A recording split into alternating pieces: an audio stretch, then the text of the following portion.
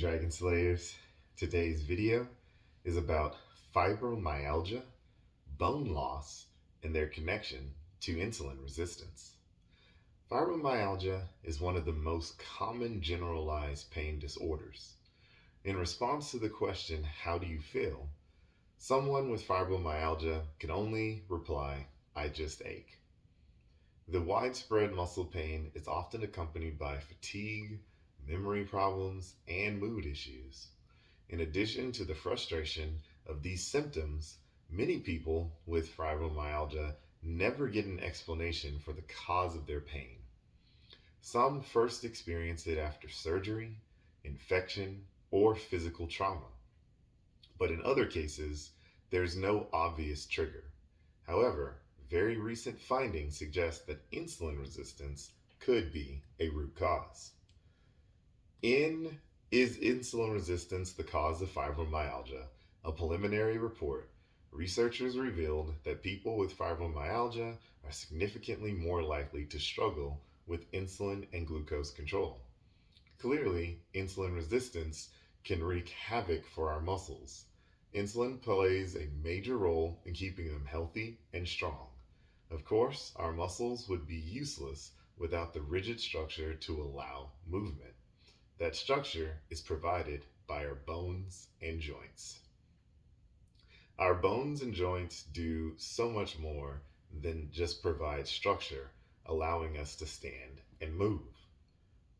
They also protect our organs, store minerals, and produce our red and white blood cells. Bones, like most tissues, regularly change. Like a muscle, with its high protein need, proper bone health requires bone matrix turnover.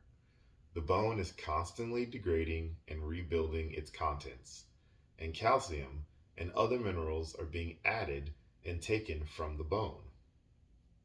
This involves the action of two predominant cells, osteoblasts, which strengthen and create new bones to replace old bone, and osteoclasts, which degrade old bone. Together, these two cells ensure that we have sufficient and healthy bone mass. Bone insulin signaling hasn't received nearly as much attention as muscle insulin signaling. Thus, not as much is known about bone insulin resistance.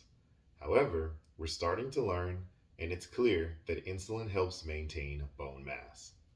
The cooperative effort between osteoblasts and osteoclasts function, at least particularly because of the disparate effect insulin has on each. Whereas insulin stimulates osteoblast activity, promoting bone growth, it inhibits osteoclast activity, reducing bone degradation. Although, together, insulin increases bone by supporting growth and preventing loss. So, can bone determine insulin sensitivity? In addition to their essential bone building role, osteoblasts also create a hormone called osteocalcin. In a study of mice, osteocalcin injections improved insulin resistance and prevented type 2 diabetes onset. Interestingly, the relationship persists in humans. People with low levels of osteocalcin are much likely to be insulin resistant and vice versa. The relevance of this finding may be the role that vitamin D plays. Osteoblasts require vitamin D to produce osteocalcin. Indeed, this may explain how vitamin D is so commonly linked to improving insulin sensitivity. A 2019 study in boys found that insulin resistance was tightly linked with compromised bone growth during adolescence. Reduced bone mass, many of us have heard of osteoporosis. It's a state wherein the bones are thin and weak. Along with the way that osteoporosis, we would also experience osteopenia. That is, when the bones are thinner and weaker than normal, but not yet to the point of osteoporosis. Researchers exploring the effect of insulin resistance on bone health have to grapple with the complication of body weight. Whether they are heavier from fat or muscle, bigger bodies have bigger bones. Insulin resistance is associated with more body fat.